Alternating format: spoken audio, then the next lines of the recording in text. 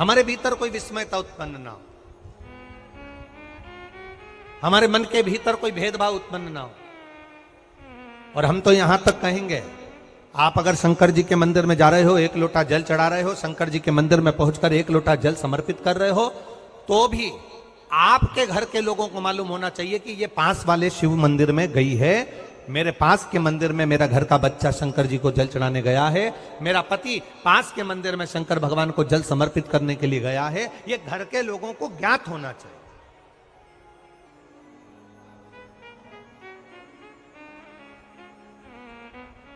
घर के लोगों को ये मालूम होना चाहिए कि ये पास के मंदिर में मेरी धर्म पत्नी गई है, पास के मंदिर में मेरे माता पिता गए, पास के मंदिर में मेरे परिवार के लोग हैं। ये आपकी चित्तवृत्ति में और परिवार की चित्तवृत्ति में ये बात रहना चाहिए, छुपा कर नहीं जाना।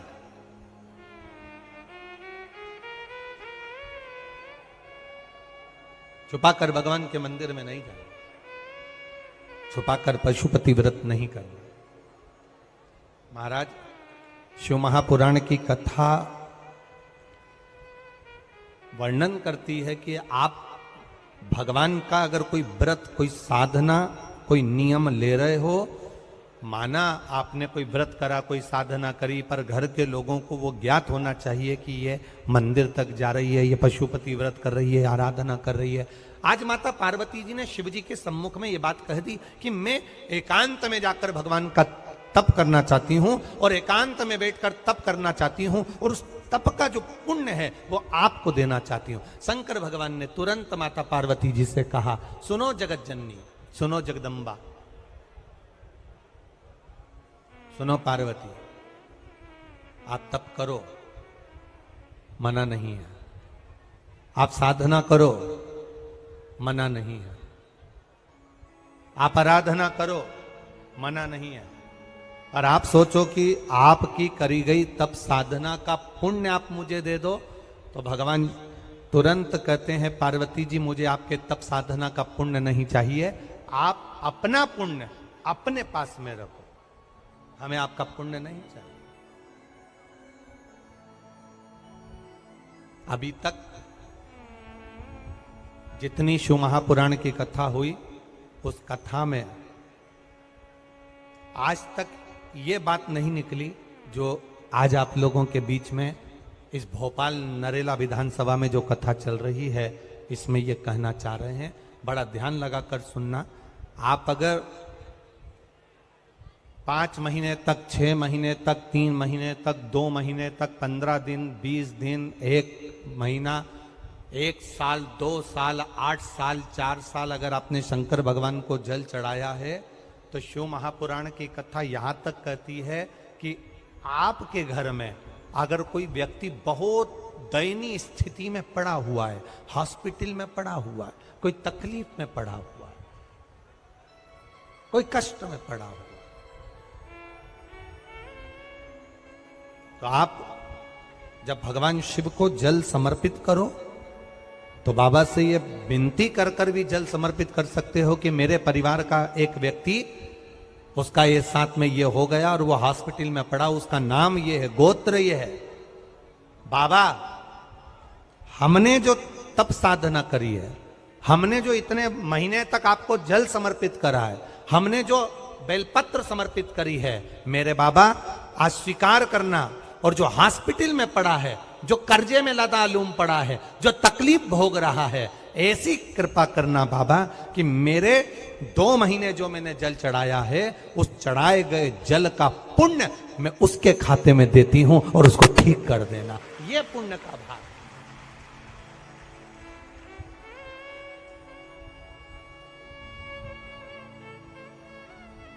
ये पुण्य का भाग है। आप अपना पुण्य भी किसी जीव के कल्याण हेतु दे सकते।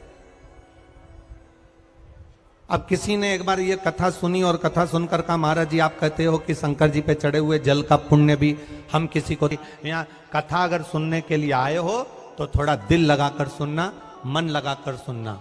हो सकता है एलईडियां थोड़ी बंद चालू हो, मना नहीं है, पर माइक की व्यवस्था आपके पास में है तो दिल लगाकर सुनो, जहां मौका मिल जाए वहां बैठकर अपना चित्त लगाकर सुनना, क्योंकि 3 घंटे में से केवल 2.5 घंटा आपको प्राप्त होता है। बाकी का पूरा समय आप लोग यहाँ सुबह 6 बजे से रात को 3 बजे से 4 बजे से इस कथा का इंतजार करते हो। शायद दुनिया की पहली कथा होती है शिव महापुराण की कथा, जिसको लोग रात को 4-4 बजे से 3-3 बजे से जगह संभाल कर बैठकर कथा सुनते हैं। तपती हुई धूप, भयंकर गर्मी, 2 किलोमीटर दूर तक पैदल चलकर आना और बैठने के लिए इतना 8-8, 9-9 पंडाल लगाए घर पर, 9-9 पंडाल भी फुल हैं। उन पंडालों में जगह नहीं।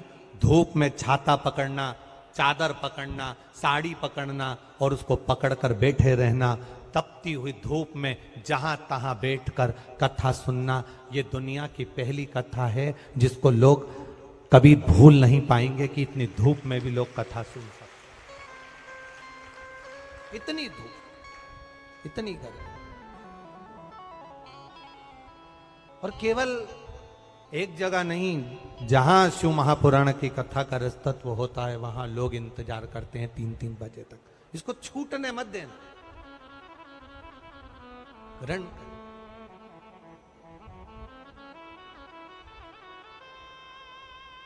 शादी में गए हो, 500 का लिफाफा दिया है तो भोजन कर कर जरूर जाना, और कथा में धूप में चलकर आए हो तो भले आधे घंटे की सुनना, पर कथा में दिल लगाकर जरूर जाना। दिल लगाकर जाना, चित्त लगाकर।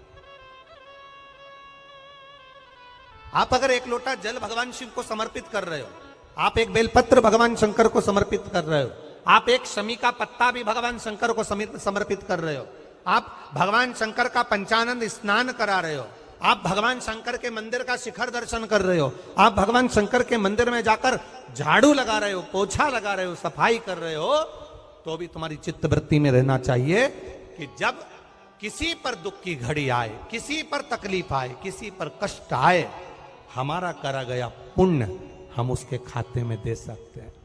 हम अपने पुण्य को दूसरे के खाते में प्रदान कर सकते हैं।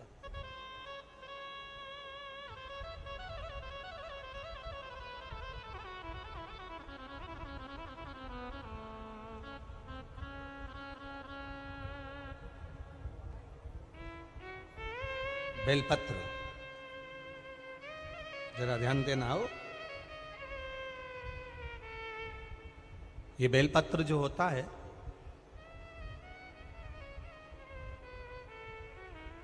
इस बेलपत्र पर कभी कभी आपने देखा होगा कि कई लोग बीच वाले पत्ते पर चंदन लगा देते हैं।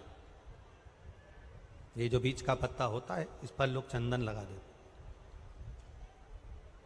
शिव महापुराण की कथा कहती है, अगर भूलवश भी अनायास आपके पास बेलपत्र भी नहीं है, शिव जी का चढ़ा हुआ बेलपत्र भी अगर आपने उठा लिया और उठाकर उस बीच वाले पत्ते पर एक चावल का दाना रखकर भी आप भगवान भोलेनाथ को समर्पित कर रहे हो, तो ये समझ लेना कि तुमने महीना, 2 महीना, 4 महीना, 6 महीना, 8 महीने में, हम तो हमेशा कहते आए हैं, आज फिर कह रहे हैं, 1 महीना पूरा हो जाए जल चढ़ाते, 2 महीना पूरा हो जाए जल चढ़ाते, 3 महीना पूरा हो जाए, 4 महीने पूरे हो गए, 6 महीने पूरे हो गए, या आपका साल भर पूरा हो गया, प्रयास करा करो, एक बीच वाले पत्ते पर एक चावल का दाना रखकर शिव जी को समर्पित करना। क्यों? जो तुमने पूर्व में जल चढ़ाया है वो चावल का दाना अक्षय, उसको अक्षत माना जाता है, अक्षय माना जाता है। मतलब तुमने अभी तक जो जल समर्पित करा है वो कभी समाप्त नहीं हो सकता, उसका पुण्य तुम्हारे खाते में चले गया, अब तुम उसको किसी को भी प्रदान कर सकते।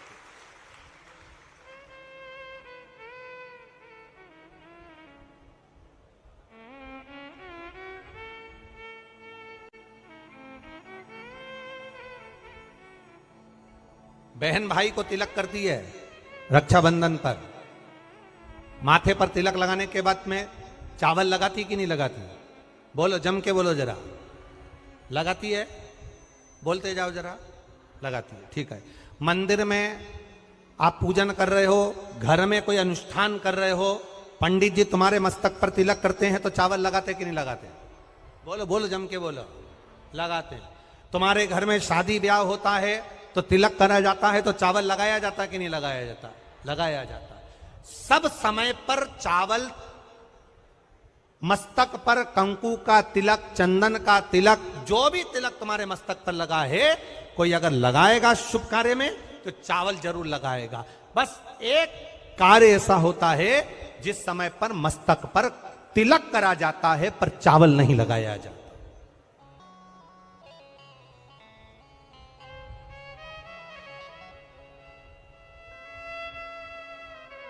एक समय ऐसा होता है जिस समय तिलक करा जाता है पर चावल नहीं लगाया जाता। चावल का मतलब है अक्षय, मतलब बार बार भगवान ऐसा मौका लाए, बार बार भगवान ऐसी कृपा करे कि तुम ऐसा अनुष्ठान करते रहो, पुण्य करते रहो, सत्कर्म करते रहो, 16 सोमवार के व्रत करते रहो, चतुर्थी के व्रत करते रहो, तुम छठ की पूजन करते रहो, तीज का व्रत करते रहो, सोमवार का व्रत करते रहो, तुम्हारे घर में हमेशा ऐसे शुभ कार्य होते रहें। केवल अक्षय, अक्षत एक जगह पर नहीं लगाया जाता। कब नहीं लगाते अक्षत को? मस्तक पर तिलक करते समय अक्षत कब नहीं लगाया जाता? केवल एक समय पर। कब? जब घर में कोई शांत हो जाता है और शांत होने के बाद जब मस्तक पर पगड़ी का क्रम होता है, उस पगड़ी के क्रम पर तिलक तो लगाया जाता है पर चावल नहीं लगाया जाता। भगवान से प्रार्थना करते हैं ये बार बार मौका मत देना, जो हो गया उसको क्षमा, ऐसा मौका बार बार ना दीजिएगा। हाँ, पगड़ी पर से उठ गए, अच्छा काम करने के लिए मंदिर जा रहे हो, स्थान छोड़ने के बाद अब तिलक लगाओ और उसमें चावल ढेर सारा लगाओ, कोई मना नहीं। पर अक्षय, उस अक्षत की महत्वता को समझना कि उसको बारंबार प्राप्ति ना हो, ऐसे कार्य की प्राप्ति ना हो, अच्छे कार्य की प्राप्ति, श्रेष्ठ कार्य की प्राप्ति, शुभ कार्य की प्राप्ति। अगर मौका मिले तो एक बार भविष्य पुराण, और एक बार मौका मिले तो कुर्म पुराण, और एक बार मौका मिल जाए तो नंदी पुराण, ये 3 पुराणों का स्मरण करना, इसमें आपको अक्षत की महत्वता प्राप्त हो। भविष्य पुराण, कुर्म पुराण और नंदी पुराण, इन 3 पुराणों में आपको अक्षत की महत्वता प्राप्त होगी कि चावल की महत्वता क्या है। एक चावल का दाना जब अशोक सुंदरी वाली जगह पर चढ़ाया जाता है, एक चावल का दाना अशोक सुंदरी वाली जगह पर चढ़ाया जाता है। हम माताओं से हमेशा कहते हुए आए हैं, आज फिर निवेदन करेंगे, जिस माता के गर्भाशय में गांठ हो गई हो, जिस माता के गर्भाशय में गठान पड़ गई हो, एक पत्र आया है उसको भी ध्यान, फिर इसका वर्णन बताते हैं।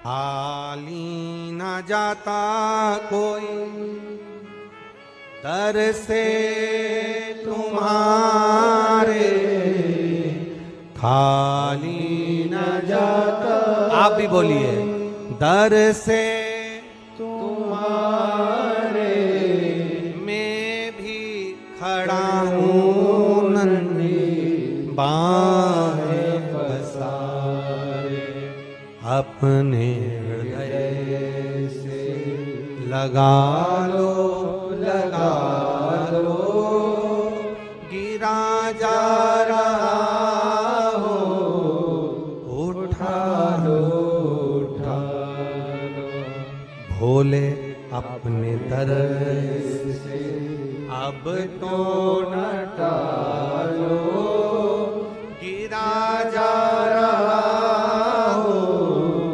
उठा लो, उठा लो। एक अक्षत, एक चावल का दाना, गर्भाशय में गांठ हो गई, डॉक्टर को दिखाया, गर्भाशय में बच्चा दानी के अंतर्गत गांठ पड़ गई, गर्भाशय में गांठ पड़ गई, बड़ी तकलीफ की जिंदगी जी रही है, डॉक्टर कह रहे हैं ऑपरेशन करवाओ, डॉक्टर कह रहे हैं ऑपरेशन करवाना पड़ेगा। एक बार मेरे भोलेनाथ पर जल चढ़ाना प्रारंभ करो, एक चावल का दाना। अशोक सुंदरी की जगह मालूम है ना सबको? अरे बोलो, अशोक सुंदरी